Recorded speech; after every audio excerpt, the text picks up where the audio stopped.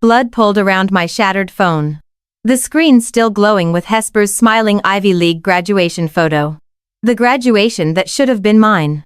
She stole my national merit admission ticket, stole my identity, and bought her way into my future while I scrubbed floors just to survive. When the truck hit me, my last thought wasn't fear. It was pure, unadulterated rage. I closed my eyes in a puddle of my own blood, only to snap them open to the sound of my high school alarm clock. I was 18 again, and this time, Hesper was going to pay. Sweat drenched my sheets as I jolted upright, gasping for air that felt thick and heavy in my lungs. My hands immediately flew to my ribs, expecting the crunch of shattered bone, the piercing agony of a delivery truck that had T-boned my rusted sedan just moments ago. But there was nothing. No blood, no sight and bias, no crushing pain. Instead, there was the faint rhythmic ticking of a plastic wall clock. I blinked against the morning sunlight filtering through cheap floral curtains. This wasn't the grim windowless basement apartment I had lived in for the past 6 years. This was my childhood bedroom. The faded posters of indie bands on the wall. The messy desk cluttered with AP physics textbooks. The distinct smell of my mother's burnt toast wafting up from the kitchen. My trembling hands reached for the phone on my nightstand. It wasn't the cracked screen of my adulthood burner phone. It was an older model, perfectly intact. The date glowed brightly on the lock screen. May 12th, exactly 1 week before the merit examination. The exam that dictated full-ride scholarships to the top universities in the country. The exam I had studied 3 years for. Sacrificing every weekend, every party, every ounce of my teenage youth, the exam I never got to take. Memories of my past life crashed into me with the force of a physical blow. I remembered waking up on the morning of May 19th, frantically tearing my room apart, screaming as I realized my admission ticket, the heavily barcode, unreprintable golden ticket required for entry, was gone. I remembered Hesper standing by my locker. Feigning snort shock, holding my hand as I sobbed uncontrollably outside the testing center doors, while the proctor coldly turned me away. It wasn't until 4 years later that the truth spilled out at a drunken college reunion. I catered to pay my mother's medical bills. Hesper hadn't just lost my ticket. She had stolen it.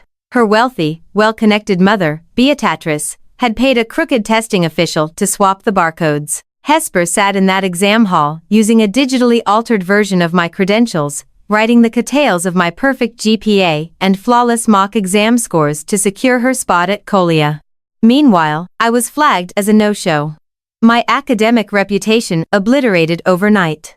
My mother worked herself into an early grave to support us, and I ended up a hollow shell delivering takeout in the rain until a drunk driver ended my miserable existence. I dragged myself out of bed, my bare feet hitting the cold hardwood floor. Walking over to the full-length mirror, I stared at the girl looking back at me. No dark circles, no permanent frown lines, no scars. I was young, untouched by the betrayal that would eventually kill me. A slow, dark smile crept across my face. The universe had made a mistake. Or perhaps it had finally gotten something right. I wasn't just given a second chance at life. I was given a front row seat to Hesper's destruction. In my previous life, I was naive. I believed in fairness and hard work and the unwavering loyalty of my best friend. This time I was the predator. My phone buzzed on the desk. A text message lit up the screen. Hesper. Morning bestie. So nervous for next week. Sleepover at my place tonight.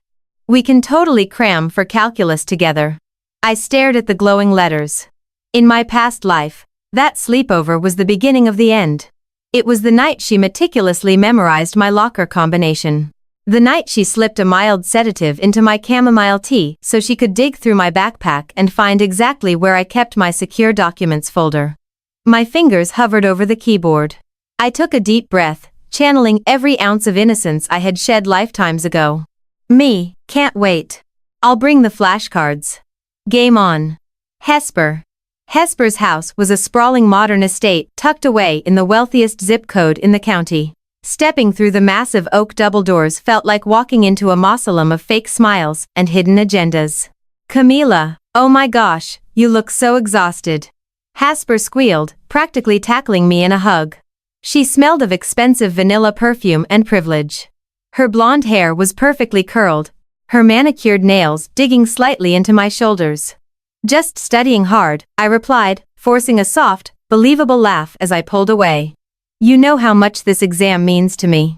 It's my only way into a good school." A brief, almost imperceptible flicker of pity, or perhaps contempt, crossed Hesper's blue eyes before she masked it with a wide, sympathetic smile. "I know, babe, but you're so smart. You're going to do amazing. Actually, my mom made us some of her special matchulates to help us focus." Right on cue, Beatrice Morales glided into the foyer. She was a striking woman who wore her wealth like a weapon draped in cashmere. She held a silver tray with 2 steaming mugs. "Camila, sweetheart," Beatrice purred, her voice dripping with artificial sweetness. "How is your mother still working double shifts at the diner?" The condescension in her tone was a cheese grater against my nerves. But I kept my face utterly placid.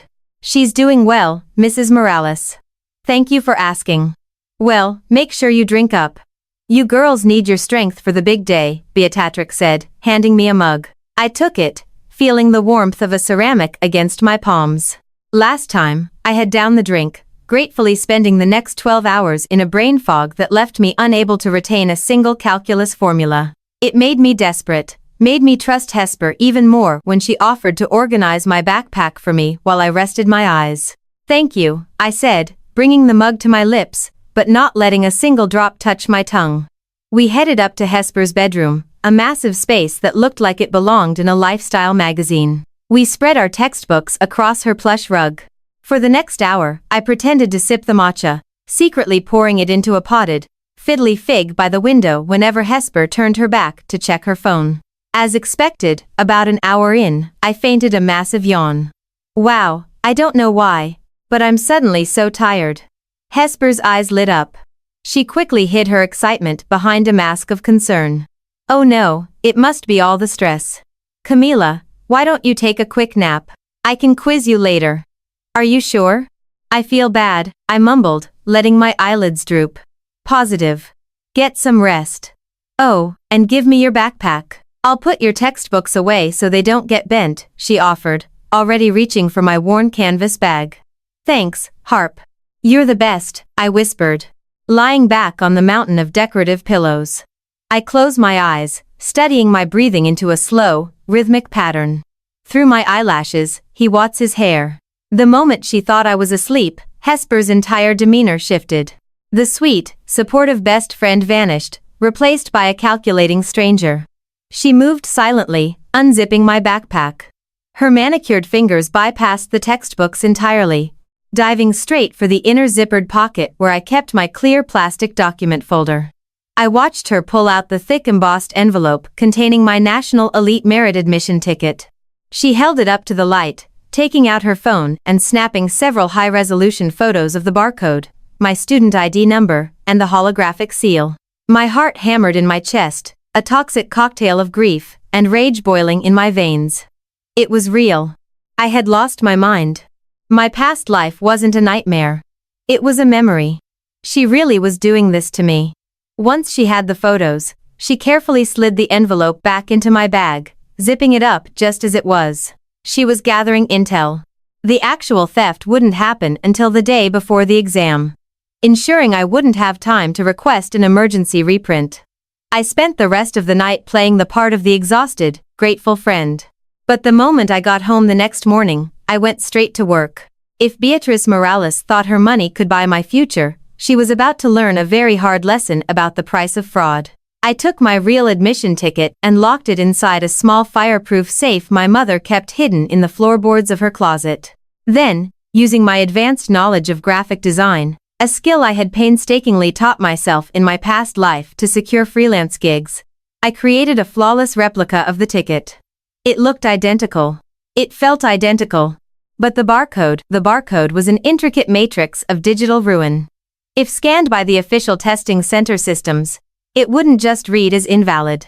I had embedded it with a script that would trigger a massive fraud alert in the state education database, flagging the user for federal identity theft. But a fake ticket wasn't enough to ruin her life. I needed undeniable, irrevocable proof of her crime. I needed to catch her red-handed. The tension in the air was palpable by the time Friday evening rolled around the night before the exam. My phone had been blowing up with messages from Hesper all day, finding anxiety, asking if we could do one final review session at my house.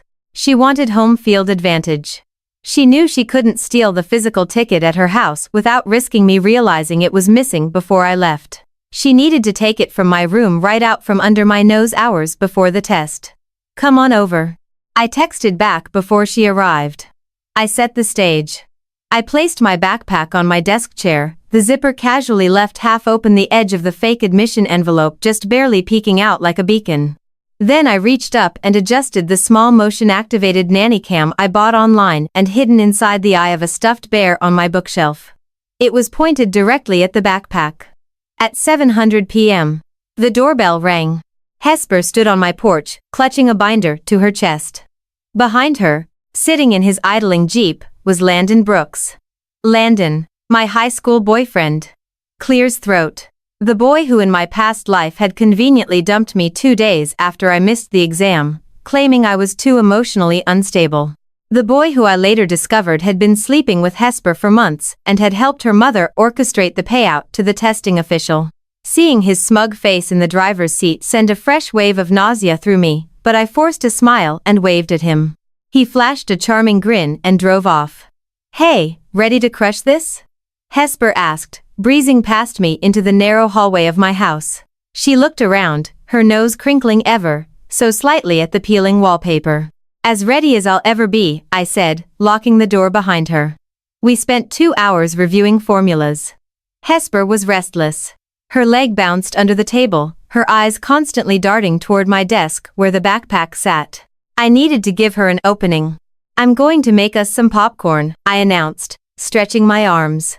"And maybe grab some sodas from the garage fridge. I'll be right back." "Take your time," Hesper said, not even looking up from her notes.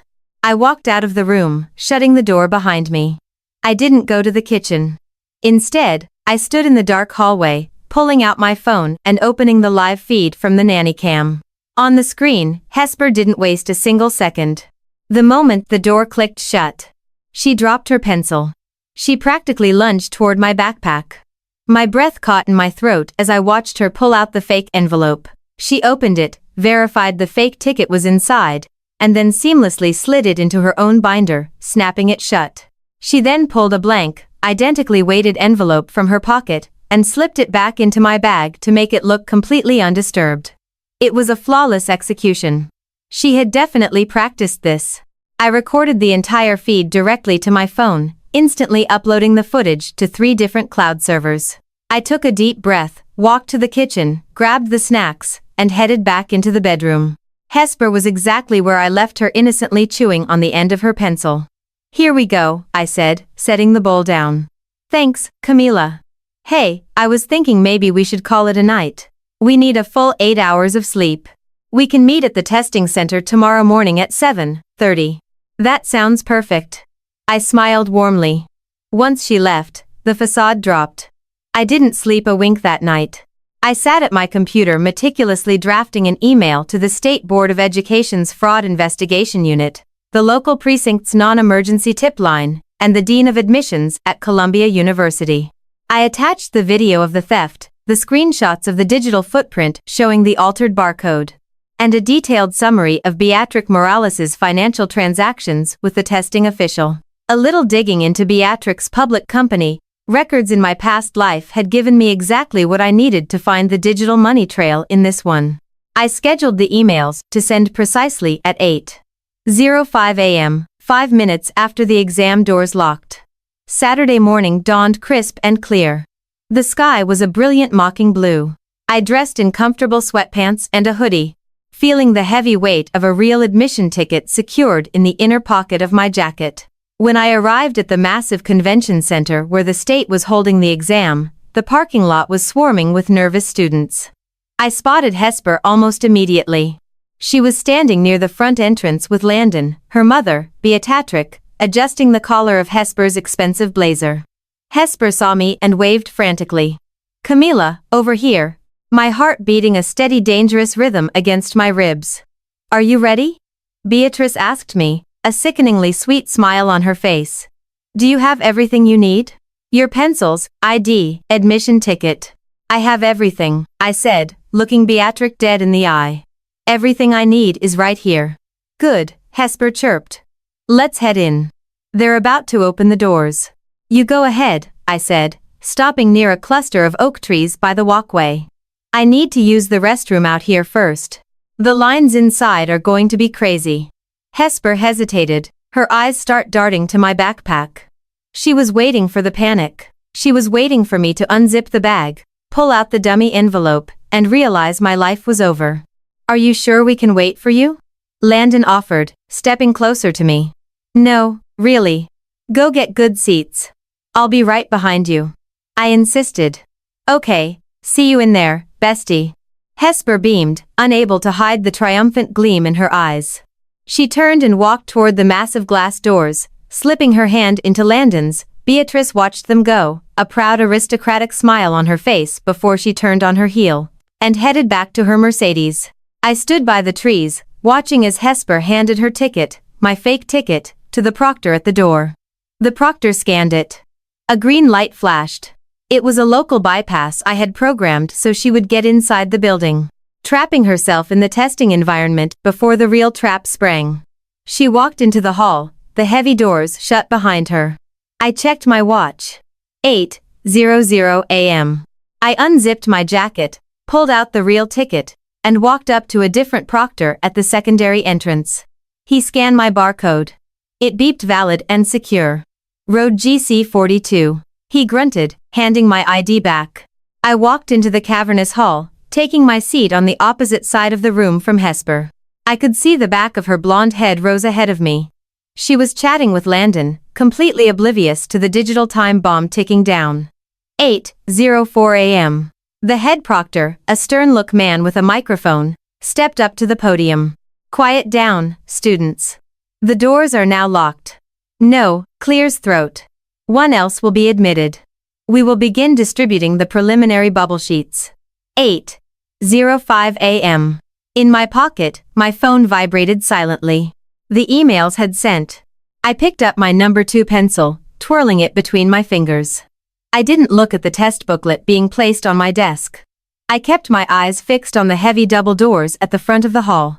It started as a murmur in the hallway outside, then the sound of heavy boots against linoleum. At exactly 8:12 a.m., the doors to the examination hall violently swung open. 3 uniformed police officers, accompanied by the state board's chief security officer, marched into the dead, silent room. The head proctor dropped his microphone. Excuse me, officers, you can't interrupt a statement dated save it. The lead officer barked, his voice echoing off the high ceilings.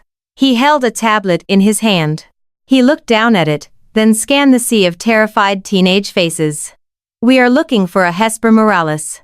Gasps ripple through the massive convention center, breaking the sterile, terrifying silence of the examination hall. 300 heads snapped toward the front, pencils pausing over bubble sheets. The lead police officer, a tall and imposing man with a stern jawline, did not waver. He stared directly into the sea of students, his hand resting casually on his utility belt. Hesper Morales. Stand up and step into the aisle. Please, the officer repeated, his voice amplified by the sheer authority it carried. Several rows ahead of me. Hesper froze, her perfectly pastured shoulders went completely rigid. For a split second, the polished, untouchable facade cracked, revealing the panicked, privileged girl underneath. She slowly stood up, her expensive blazer suddenly looking like a straitjacket. Beside her, Landon shrank down in his seat, his knuckles white as he gripped his desk desperately, trying to detach himself from the blast radius. There must be some kind of mistake. Officer Hesper stammered, offering a trembling, artificial smile. She smoothed down her skirt, clinging to her arrogance like a life raft. I'm Hesper Morales. My mother is Beatrix Morales. We're major donors to the State Educational Fund. You must have the wrong person. We know exactly who your mother is. Miss Morales, the officer replied coldly, stepping down the aisle toward her. He was flanked by the State Board's chief security officer, who looked furiously impatient.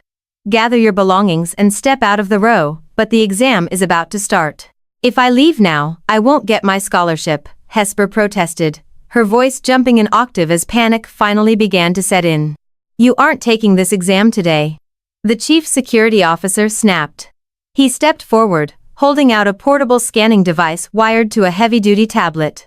Hand over your admission ticket. Hesper's eyes darted wildly around the room.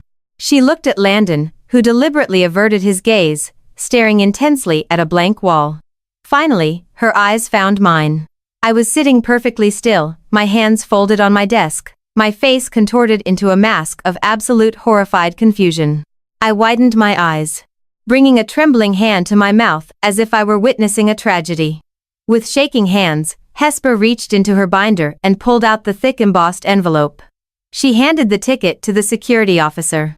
It's a valid ticket, I swear. You can scan it, she whispered, a desperate plea hanging in the air. She thought she was safe. She thought she held my authentic, unblemished ticket. The security officer ran the device over the barcode. In a normal scenario, the scanner would emit a soft, pleasant chime, flashing a green light to indicate a verified examinee. Instead, the machine let out a harsh, piercing siren that echoed violently off the concrete walls. The tablet screen flashed blindingly red, throwing a crimson glow onto Hesper's pale face. Federal fraud alert. Malicious script detected. What? Hesper gasped, stumbling backward. No, that's wrong. The machine is broken. The machine isn't broken, Miss Morales. The security officer said, his voice dropping to a dangerous growl. But you are in a lot of trouble. This isn't just a forged ticket. The barcode embedded on this document contained a malicious SQL injection script. The moment the front door proctor scanned it, it attempted to override the state's secure database. Whispers erupted across the hall like wildfire. People were pointing, staring, and murmuring. Hesper was completely surrounded by the wreckage of her own crime. No, I didn't write any code. I don't even know what that means, Hesper shrieked. The polished Aries routine entirely abandoned. Tears of genuine terror spilled down her cheeks, ruining her carefully applied makeup. It's not mine. I didn't do it. You just handed it to me from your own binder. The security officer pointed out dryly. She did it. Hesper suddenly screamed, her finger jabbing through the air, pointing directly at me. The entire room shifted their gaze to where I sat in row G. Camila Willinson. It's her ticket. She set me up. She gave it to me. Arrest her. The lead officer narrowed his eyes and walked up the aisle, stopping right beside my desk. My heart fluttered, not with fear, but with the intoxicating thrill of victory. I let a single tear slip down my cheek, my lip quivering perfectly. Mississippi, are you Camila Willendens? The officer asked gently, noticing my apparent distress. Aegis, sir? I stammered, clutching my chest. I don't understand what's happening. Hesper is my best friend. She's lying. Shape, she gave me that fake ticket. Hesper sobbed, fighting against the second officer who was now firmly gripping her elbow. Do you have your admission ticket? Miss Willendens? The lead officer asked. Of course, I said softly. I reached into my jacket pocket, not my backpack, and pulled out my pristine authentic admission ticket. I handed it to him with trembling fingers. The security officer brought his scanner over. He ran the laser across my barcode. Shame. A bright solid green light illuminated the device. Ticket is fully authenticated. The security officer announced loudly, ensuring the entire hall heard him. Registered to Camila Willenden's spotless record. No, that's impossible. Hesper wailed, her legs giving out. The officer holding her had to haul her back to her feet. I took it. I saw it. I swapped it. The moment the words left her mouth, a deafening silence fell over the room again. She had just publicly confessed a theft in front of 3 police officers, a state official, and 300 witnesses. The lead officer pulled a pair of steel handcuffs from his belt. The metallic click seemed to echo louder than the scanner's alarm. Hesper Morales, you are under arrest for suspected identity theft, possession of forged state documents, and attempted cyber fraud. You have the right to remain silent. I highly suggest you start using it. As they marched her down the aisle, her hands bound behind her back.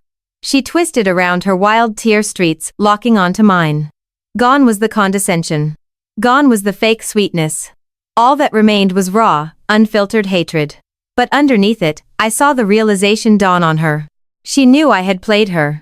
She knew I had laid the trap, painted the bait, and watched her walk right into it. I didn't smile. I didn't gloat. I simply looked at her with cold, dead eyes. The eyes of a girl who had died in the rain because of her greed. "Landon, tell them." Hesper screamed as they dragged her through the double doors. "Tell them my mom paid for the real ticket. Tell them." Landon shoved his head down into his arms, pretending he didn't exist. The heavy doors slammed shut, cutting off her hysterical, sobbing. The head proctor cleared his throat, picking up his microphone with a shaking hand. "Well, I'm pleased. Everyone, return to your seats. We will now begin the National Elite Merit Examination. You have 4 hours. You may begin." I picked up my number 2 pencil. The graphite felt cool and solid between my fingers. I flipped open the test booklet. The calculus equations that had haunted me for lifetimes suddenly looked incredibly simple. I took a deep breath, filling in the very first bubble. For the first time in 6 years, I felt entirely wonderfully alive. The next 4 hours were a blur of absolute focus without the crushing weight of betrayal and the mind-numbing effects of Beatrix's drugged matcha latte. I tore through the examination sections with lethal precision. Reading comprehension, advanced mathematics, analytical reasoning. I devoured the questions. Every filled-in bubble was a nail in the coffin of my past life. By the time the proctor called pencils down, I knew with absolute certainty that I had aced it. I handed in my materials and joined the herd of exhausted students filing out of the convention center. The air outside was warm and sweet, completely different from the grim, suffocating atmosphere I had carried with me for years. But the show wasn't over yet. As I walked down the concrete steps toward the parking lot, flashing red and blue lights painted the surrounding oak trees for police cruisers had completely barricaded Beatriz Morales' sleek silver Mercedes. A crowd of students was already forming a perimeter, phones out, recording every second of a spectacle. I pushed my way to the front, finding the perfect vantage point. Beatrix Morales was standing outside her car, her expensive cashmere cardigan sliding off one shoulder. She looked feral. Her perfectly coiffed hair was disheveled and she was violently waving a manicured finger in the face of a Plainlow detective. "This is an outrage, an absolute farce," Beatriz screamed, her aristocratic voice cracking under the strain. "My husband's lawyers will have your badges for this. You cannot harass me in a public parking lot." "Mrs. Morales, lower your voice," Detective Ramirez commanded, unfazed by her tantrums. He held a thick manila folder in his hand. "We have already executed a search warrant on your residence. We are not here to harass you. We are here to detain you." "On what grounds?" she screeched. Detective Ramirez flipped open the folder, pulling out a stack of printed emails. "My emails on the grounds of conspiracy to commit academic fraud and federal wire fraud. At 8:05 this morning, our cybercrime division received a highly detailed anonymous data dump. It included routing numbers, IP addresses, and offshore shell company records directly linking your personal accounts to a Mr. Arthur Pendleton." Beatrix's face drained of all color. The name hung in the air like a guillotine. Arthur Pendleton was the senior testing official she had bribed. In my past life, he had retired comfortably to Florida a year after ruining my life.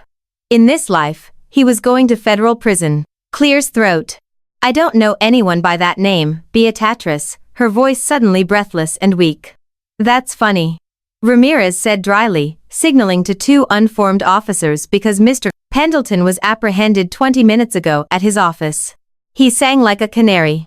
"He confirmed you wired him $50,000 to intercept Camilla Willen's examination credentials and reassign them to your daughter, Hesper." "It's a lie. It's a setup," Beatriz shrieked, her eyes start darting wildly until they landed on me, standing in the crowd. The sheer venom in her glare could have melted steel.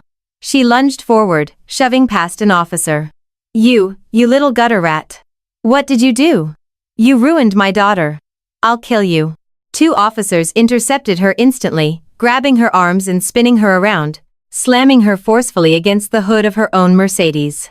"Beatriz Morales, you are under arrest," Detective Ramirez recited, pulling her hands behind her back. You have the right to remain silent. I watched as the cold steel clamped around her wrists. She kicked and thrashed, screaming obscenities that completely shattered her high society illusion. She looked exactly like what she was, a desperate, ruthless thief. As they shoved her into the back of the cruiser, someone gently touched my shoulder. I turned around. It was Landon. He looked pale. His charming golden boy aura completely extinguished. He kept glancing nervously at the police car, sweating profusely. Camila, he whispered, his voice trembling. Camila, you have to believe me. I had no idea. Hesper, she forced me to drive her to your house last night. I didn't know she was stealing anything. I swear. I stared at him. This was the boy I had loved in my past life. The boy I had cried over when he abandoned me at my lowest point. Looking at him now, I felt absolutely nothing but second-hand embarrassment. He wasn't a mastermind. He was a coward, a pathetic spineless parasite who attached himself to whoever had the most power. Right now, Hesper was powerless. So, he was trying to jump ship. You didn't know? I asked, my voice dripping with mock innocence. No, of course not. Landon pleaded, reaching out to hold my hand. I always cared about you. Camila. You know that Hesper was she was manipulative. She tricked both of us. I let him hold my hand for a brief second before I ripped it away as if he were diseased. I leaned in close, ensuring the surrounding students with their recording phones could capture the audio. Save it, Landon, I said loudly, my voice ringing clear across the parking lot. I checked the nanny cam footage from my bedroom last night. I caught Hesper stealing my ticket on video. But you know what else I caught on the audio feed before she walked into my house? Her standing on my porch talking to you on speakerphone. Landon's jaw dropped. The color completely vanished from his lips. I heard you tell her. Make sure you grab the real one. Babe, I'm not dating a dropout. I quoted perfectly. I hadn't just recorded the video.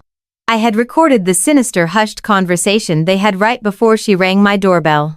I had included that audio file in the email to the police. Landon took a step back, his hands raised defensively. Camila, wait, let me explain. Don't bother, I interrupted, a slow, razor-sharp smile spreading across my face. The police already have the recording. You're an accomplice to federal fraud. Landon, I'd suggest you stop talking to me and start looking for a very good lawyer. I turned my back on him, leaving him standing paralyzed in the middle of the crowd. The police cruisers began to pull away, their sirens blaring, escorting Beatrice Morales to the same holding cell where her daughter was currently rotting. I pulled my phone out of my pocket, dialing the one person who mattered. It rang twice before she picked up. Mom, I said, my voice finally breaking with genuine emotion. The heavy armor I had worn for 2 lifetimes started to melt away. Mom, I just finished the exam. Yes. Yes, it went perfectly. I'm going to get the scholarship. I'm coming home. I walked away from the convention center, away from the wreckage of the Morales family, and stepped out into the brilliant, unforgiving sunlight. The past was finally dead. The future was mine. Monday morning arrived with a suffocating tension that blanketed the entire campus of Oak Ridge High. Overnight, the scandal had detonated across the internet. The videos of Hesper being escorted out of the testing center in handcuffs, followed by the chaotic footage of Beatrice Morales being pinned against her Mercedes, had gone completely viral. The New York Times even ran a digital piece on it. Wealthy donors implicated in statewide standardized testing fraud. When I stepped out of my rusted sedan and walked up the front steps of the school, the sea of students parted for me like I was Moses. Whispers echoed off the metal lockers. Fingers pointed. In my past life, I had walked these same halls as a ghost, a disgraced failure who had forgotten her admission ticket and ruined her own life. Today, I was the girl who had single-handedly dismantled the most powerful family in the county. I hadn't even made it to my homeroom before the intercom crackled to life. Camila Willinson, please report to the principal's office immediately. Camila Willinson to the principal's office. I didn't flinch. I adjusted the strap of my backpack and changed direction, marching down the polished corridor toward the administrative wing. When I pushed open the heavy glass door of the main office, the secretary didn't even ask for my name. She just pointed nervously toward Principal Harrison's closed door. I knocked twice and walked in. Principal Harrison, a balding man who had spent his entire career bending the knee to wealthy PDA donors, was sweating profusely behind his mahogany desk. Sitting across from him, dressed in an immaculate charcoal bespoke suit, was Richard Morales Hasper's father and Beatrix's husband. He was the CEO of a major logistics firm, a man used to buying his way out of inconveniences. "Ah, Camila, please come in, have a seat." Principal Harrison stammered, gesturing to an empty leather chair. I remained standing, crossing my arms over my chest. "I'd rather stand." "Principal Harrison, what is this about?" Richard Morales turned to look at me. His eyes were cold, calculating, and devoid of any paternal warmth. He didn't look like a father whose daughter was in crisis. He looked like a businessman managing a PR disaster. "Camila," Richard began, his voice smooth and heavily practiced. "I asked Principal Harrison for a few moments of your time privately. I want to discuss the unfortunate misunderstanding that occurred this past weekend." "Misunderstanding?" I repeated, raising a single eyebrow. "Your wife wired $5,000 to Arthur Pendleton to steal my identity, and your daughter tried to use a forged state document to take my exam. The FBI and the State Board of Education seem to think it's a little more than a misunderstanding." "Mr. Morales," Richard's jaw tightened, a brief flash of annoyance breaking through his calm facade. He reached into his leather briefcase and pulled out a thick legal document, sliding it across the desk towards me. "We are prepared to offer a highly lucrative settlement, Camila," Richard said, his tone dropping to a quiet, dangerous register, $250 tax-free, paid directly into a trust for you and your mother. It will cover any university you wish to attend, plus living expenses. I stared at the paperwork. In my past life, $250,000 would have saved my mother's life. It would have paid for the experimental treatment she needed when her heart started failing from the double shifts. It would have kept me out of that delivery truck. And in exchange, I asked, my voice completely devoid of emotion. "In exchange, you sign a non-disclosure agreement," Richard stated confidently, leaning back in his chair. "You issue a public statement to the local press claiming you gave Hesper permission to hold your ticket and that the digital anomaly was a glitch on your end. You withdraw your cooperation with District Attorney David Carmichael and you refuse to testify against Beatrice or Hesper in any state or federal court." Principal Harrison cleared his throat nervously, looking anywhere but at me. "Camila, this is a very generous offer. It could secure your future without dragging our school's reputation through the mud." I let out a low, dark chuckle that slowly built into a genuine laugh. Sound seemed to unsettle both of them. "You think this is a negotiation?" I said, leaning over the desk, placing both of my hands flat on the mahogany surface as I stared directly into Richard Morales' eyes. "You think you can just write a check and erase the fact that your family tried to slaughter my future? Be reasonable, little girl." Richard snapped, his polite veneer completely dissolving. "You are playing a very dangerous game with people who have more resources than you could ever comprehend. If you don't take this deal, my lawyers will drag your name through the dirt. We will claim you orchestrated the hack. We will drown you in litigation until you are bankrupt." I smiled. It was a terrifying feral thing. I reached into my pocket, pulled out my phone, and tapped the screen. "Be reasonable, little girl. You are playing a very dangerous game." Richard's own voice echoed from my phone speaker. Crisp and clear. Richard froze, the blood draining from his face. "I'm not playing a game, Richard. I'm executing a sentence," I whispered, "and you just committed witness tampering and attempted bribery of a minor on tape." I tapped my screen a second time, sending the audio file directly to District Attorney David Carmichael, the lead prosecutor who had called me yesterday to discuss my testimony. "Have a wonderful day, gentlemen," I said, turning on my heel. I walked out of the office, letting the heavy door slam shut behind me, leaving the two powerful men sitting in the wreckage of their own hubris. By third period, the police arrived at the school, but they weren't there for me. I watched through the window of my AP chemistry class as two officers escorted Landon Brooks across the football field. The school board had reviewed the audio evidence I provided. Landon was officially expelled for conspiracy to commit academic fraud. Word spread that Ohio State University had formally revoked his athletic scholarship within the hour. He looked up at the windows as he was shoved into the back of a squad car. Our eyes met for a fraction of a second. I didn't smile. I just pulled the blind shut. 6 weeks later, the mail arrived. I was sitting at the small laminate kitchen table, helping my mother peel potatoes for dinner. My mother, Sarah, looked healthier than I had ever seen her. The dark circles under her eyes were fading.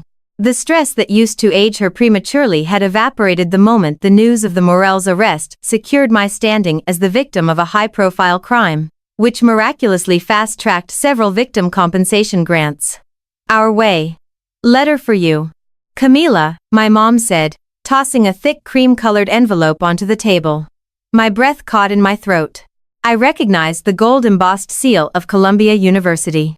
Immediately, I wiped my hands on a dish towel, my fingers trembling slightly as I slid my thumb under the flap and tore it open. Dear Camila Willand, congratulations. It is with great pleasure that we offer you admission to Columbia University's incoming freshman class. Your extraordinary resilience combined with a flawless perfect score of 1,600 on the National Elite Merit Examination has proven you to be a candidate of unparalleled academic and moral standing. Enclosed is your full-ride presidential scholarship package. I didn't read the rest. I dropped the letter on the table, burying my face in my hands as I choked. Sob ripped through my chest.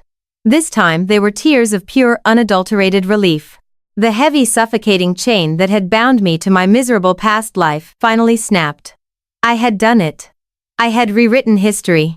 My mother wrapped her arms around my shoulders, pressing a kiss to the top of my head, completely unaware of the lifetimes I had crossed to get to this kitchen table. 3 months later, I sat in the polished oak pews of the Federal District Court in downtown Chicago. Judge Thomas Sullivan, a stern man with a reputation for merciless sentencing in white-collar crimes, presided over the courtroom. The Morales family had been entirely dismantled. Richard's company had ousted him as CEO following his indictment for witness tampering. He was currently out on bail awaiting his own trial. But today was for Beatrice and Hesper. Beatrice Morales stood before the judge wearing a drab olive-green prison uniform that clashed violently with her remaining gray roots. She looked small, haggarded, and utterly broken. There was no trace of the arrogant socialite who had handed me a drugged matcha latte in her sprawling mansion. Beatrice Morales, Judge Sullivan's voice boomed through the courtroom. You orchestrated a complex scheme of bribery, wire fraud, and identity theft, deliberately attempting to destroy the future of an innocent, hard-working student to benefit your own daughter. Your actions display a staggering level of greed and a complete disregard for the law. The judge slammed his gavel. I sentence you to 72 months in federal prison without the possibility of early parole, followed by 3 years of supervised release and a fine of $500, 000. Beatrix's knees buckled. She let out a guttural, wretched sob as the bailiffs grabbed her under the arms, dragging her away from the defense table. Next was Hesper. She stood up, her hands trembling violently. She wasn't wearing a prison jumpsuit. She was still a minor when the crime was committed, but she wore a cheap, ill-fitting gray suit. The blonde hair that she used to obsessively curl hung limp and lifeless around her hollow face. Hesper Morales. Judge Sullivan continued, his gaze shifting to the weeping teenager. While your mother orchestrated the financial mechanics of this crime, you were an active, willing participant in the theft, and the cover-up. You betrayed a friend who trusted you, has squeezed her eyes shut, tears streaming down her cheeks. As a minor, you will not face federal lockup, the judge stated. However, you are sentenced to 500 hours of community service. Furthermore, this conviction for severe academic fraud will be permanently etched onto your record. By federal mandate, you are permanently barred from receiving any federal financial aid, and your records have been flagged in the National Clearinghouse. No accredited university in this country will accept you. Hesper gasped, bringing her hands to her mouth as the reality of her sentence crushed her. Her life as she knew it was over. She would never walk the halls of an Ivy League school. She would never attend a high society gala. She was academically exiled, permanently marked as a fraud. As the bailiffs led her out of the courtroom to process her probation paperwork, she stopped at the aisle right next to where I was sitting. She looked down at me, her blue eyes red and swollen, completely devoid of the venom she had spat at me clear as throat on exam day. Now there was only despair. "Camilla," she whispered, her voice barely audible over the murmurs of the courtroom. "I'm sorry. I'm so sorry. Please." I looked up at her, my expression perfectly neutral. In my past life, I had begged her for mercy outside the testing center. I had cried until I threw up, asking her to help me find my ticket. She had looked at me with fake sympathy and walked away. "I know you are Hesper," I replied softly, my voice cold as ice. "But apologies don't rewrite the past. Enjoy the life you earned." I turned my head away, fixing my gaze on the empty space where the judge had been sitting. I didn't watch her leave. She wasn't worth another second of my time. Clear's throat when I finally walked out of the courthouse. The skies above the city had opened up. A light warm summer rain was falling, washing the grime from the pavement. I stood on the top step, closing my eyes, and let the rain wash over my face. The last time I had felt the rain, I was bleeding out on the asphalt. My life stolen. My dreams shattered by the people I trusted most. But this time, I wasn't dying. I opened my eyes, looking out at the sprawling city skyline, at the endless possibilities stretching out before me. I adjusted the strap of my bag, stepped down into the rain, and walked toward my new life. Autumn in New York City was everything I had ever dreamed of and more. The crisp electric air of Manhattan, the golden Clear's throat, leaves scattered across the historic stone pathways of Columbia University's campus, the heavy comforting weight of my textbooks. It was a symphony of a life rightfully earned. I threw myself into my studies with a ferocious hunger, maintaining a flawless 4 gigapascals in my pre-law track, while working as an undergraduate research assistant for a prominent federal judge who taught part-time as an adjunct professor. Everything was perfect. My mother Sarah was living comfortably in a beautiful subsidized apartment near the campus funded entirely by a massive civil lawsuit I had filed against the Morales estate with District Attorney David Carmichael's criminal conviction, serving as indisputable proof. My pro bono lawyers had absolutely eviscerated Richard Morales' remaining assets in civil court. I hadn't taken his hush money. I had legally stripped him of his empire, funneling millions into an irrevocable trust for my mother's medical care and my future. But a man like Richard Morales didn't just lose gracefully. When you back a predator into a corner, strip him of his wealth, his wife, and his social standing, he doesn't reflect on his sins. He seeks blood. It started mid-November during midterms. I began noticing a subtle lingering presence. A dark gray sedan parked a little too long across from my favorite off-campus coffee shop. A man in a heavy trench coat reading a newspaper on the subway platform. Always standing exactly 3 car lengths away. In my past life, I would have dismissed it as typical city paranoia. But this was my second time on Earth, and my survival instincts were honed to a razor's edge. I didn't panic. Instead, I went on the offensive. I leveraged my connection with my professor, Judge Carter, casually mentioning my concerns about a potential stalker tied to my high-profile civil case. Judge Carter made one phone call, and within 24 hours, the NYPD's harassment division had an unmarked car shadowing my every move. The climax arrived on a freezing Tuesday night. I was leaving the Butler Library late, my breath pluming in the icy air as I took a shortcut through a dimly lit narrow courtyard. The campus was practically deserted. The cobblestones slick with a fresh layer of frost. Footsteps echoed behind me. Heavy, deliberate, fast. I didn't run. I kept my pace steady, my hand slipping into my coat pocket to grip my phone, my thumb hovering over the emergency dial button. Clear's throat. Camille Willendens. The voice was a harsh, raspy snarl that sent a chill down my spine. I stopped and turned slowly. Stepping out from the shadows of the Gothic architecture was Richard Morales. He was entirely unrecognizable from the polished bespoke-suited CEO who had tried to bribe me in Principal Harrison's office. His face was gaunt, covered in a week's worth of gray stubble. His eyes were bloodshot and sunken, darting wildly around the courtyard. He wore a rumpled overcoat that smelled faintly of stale alcohol and desperation. "Mr. Morales," I said, my voice steady, betraying none of the adrenaline surging through my veins. "You shouldn't be here. Violating a restraining order while out on bail for witness tampering is a guaranteed way to get your bond revoked. You ruined everything." Richard hissed. taking a menacing step toward me. He pulled a thick rolled-up document from his coat pocket. My company ousted me. My wife is in federal prison. My daughter is a pariah. My accounts are frozen because of your ridiculous civil suit. You took my life. You little I didn't take anything that wasn't owed to me, I replied coldly, standing my ground. Your family tried to steal my future. I just made sure you paid the tab. Richard's face contorted into a mask of pure unhinged rage. He lunged forward, closing the distance between us in a fraction of a second. He grabbed the lapels of a winter coat, shoving me hard against the freezing stone wall of the library. The impact knocked the wind out of my lungs. But I didn't scream. Sign this, he spat, shoving the crumpled document into my face. It's an affidavit stating you fabricated the digital footprint in the civil trial. You're going to sign it, and you're going to publicly recant, or I swear to God, I will break your neck right here on this pavement. I have nothing left to lose. He raised a heavy clenched fist, his knuckles white with tension. This was the twist he thought he had engineered. He thought he could use brute force to reclaim his stolen kingdom. He thought, wrong. You're right, Richard, I whispered, staring directly into his bloodshot eyes with a chilling predatory calm. You have nothing left to lose. But I do, which is why I never walk alone.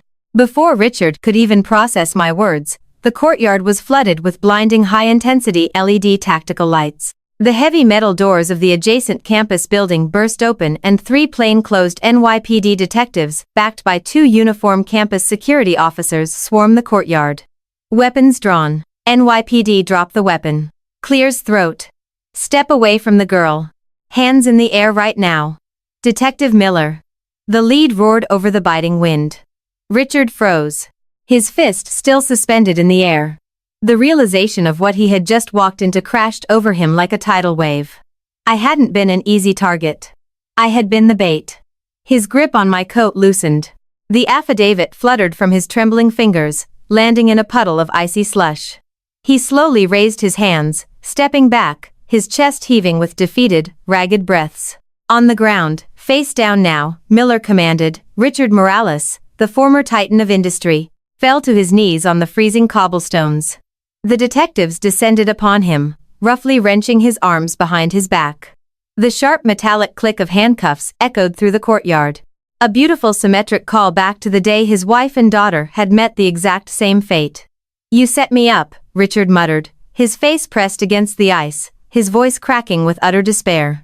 You planned this. I didn't invite you to New York. Richard ate. I said, stepping forward, looking down at him as the officers hauled him to his feet. You dug your own grave. I just handed you the shovel. I watched as they marched him away, the flashing red and blue lights painting the historic stone walls of Columbia University. That night, Richard Morales was booked for felony assault, extortion, and violating a restraining order. His bail was instantly revoked. He wouldn't see the outside of a jail cell for a very, very long time. The Morales empire wasn't just crumbling anymore. It was dust. 4 years later, the morning sun filtered through the massive stained glass windows of the cathedral, casting a kaleidoscope of colors over the sea of students dressed in Columbia blue graduation gowns. The air was thick with anticipation, pride, and the overwhelming realization that we had finally made it to the finish line. I sat in the front row, adjusting the gold honors cords draped around my neck. I was graduating summa, ranking first in my class with a full-ride acceptance letter to Harvard Law School already sitting on my desk at home. When my name was called over the loudspeaker, the applause was deafening. I walked across the stage, my heels clicking confidently against the polished wood. I shook the dean's hand, feeling the heavy embossed leather of my diploma folder. As I turned to face the audience, my eyes immediately found my mother in the third row. Sarah Wooland looked radiant. She was wearing a beautiful emerald green dress. Her hair styled perfectly, tears of absolute joy streaming down her healthy glowing cheeks. She stood up, clapping harder than anyone else in the room. I smiled, raising my diploma toward her in a silent tribute. We had won. The universe had tried to crush us, but we had rewritten the stars. After the ceremony, amidst the chaos of flashing cameras and thrown caps, my phone buzzed in my pocket. I pulled it out. It was a message from an old high school acquaintance, someone I hadn't spoken to in years who still thrived on hometown gossip. Attached was a blurry photograph taken from inside a greasy, run-down diner in my old hometown. My breath hitched as I stared at the screen. The photo showed a waitress wiping down a sticky ketchup-stained table. She wore a cheap polyester uniform that was a size too big, her hair pulled back into a messy, unwashed ponytail. Her shoulders were slumped with a profound bone-deep exhaustion. It was a look I knew intimately. It was the look I had worn every single day of my past life. It was Hesper Morales. The text beneath the photo read, "Spotted Hesper working the graveyard shift at Denny's. Heard she lives in a trailer park out by the highway now. No college would take her after the federal fraud flag. Crazy how things turn out, right?" I stared at the image of my former best friend. There was no Beatrice to buy her a matcha latte. There was no Richard to write a check and make her problems disappear.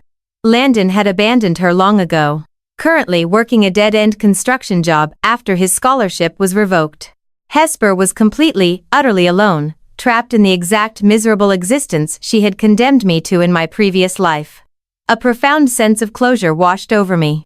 I didn't feel the burning toxic rage that had consumed me when I first woke up in my childhood bed. I didn't feel the need to gloat or laugh. I just felt free. Karma wasn't a myth. It was an architect, and it had built Hesper Morales the exact prison she deserved. I deleted the message, blocking the number. I didn't need to look backward ever again. The past was a ghost and I was entirely alive. I slipped my phone back into my pocket and walked out into the brilliant, vibrant sunlight of New York City. My mother was waiting by the gates, holding a massive bouquet of yellow roses. "Ready to go celebrate, counselor?" she asked, her eyes crinkling with happiness. "More than ready, Mom." I smiled, linking my arm through hers. "Let's go." We walked down the bustling streets, leaving the shadows of betrayal, theft, and revenge permanently behind us. I had been given a second chance at life. A stolen ticket to rewrite my destiny. I didn't just take the test. I aced it. And this time, nobody was ever going to take my future away from me again. Wow, what an absolute roller coaster. If Camila's ultimate mastermind revenge against her toxic best friend had you cheering on the edge of your seat, you know exactly what to do. Smash that like button. Share this incredible story of karma and justice with your friends. And don't forget to hit subscribe for more mind-blowing dramatic reborn revenge stories just like this one. What would you have done if you were in Camila's shoes? Drop your thoughts in the comments below, and I'll see you in the next video. Stay ruthless.